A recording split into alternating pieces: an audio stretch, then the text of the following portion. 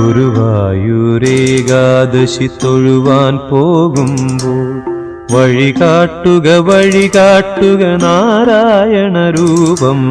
തളരുമ്പോൾ ആത്മാവം പശുവേ നിന്നാവിൽ അമൃതം പോലൂറിയിടുക നാരായണ നാമം, ഹരിനാരായണ നാമം. ഗുരുവായൂരേകാദശി തൊഴുവാൻ പോകുമ്പോൾ വഴികാട്ടുക നാരായണ രൂപം. തളരുമ്പോൾ ആത്മാവാം പശുവേ നിന്നാവിൽ അമൃതം പോലൂറിയിടുക നാരായണ നാമം, ഹരിനാരായണ നാമം.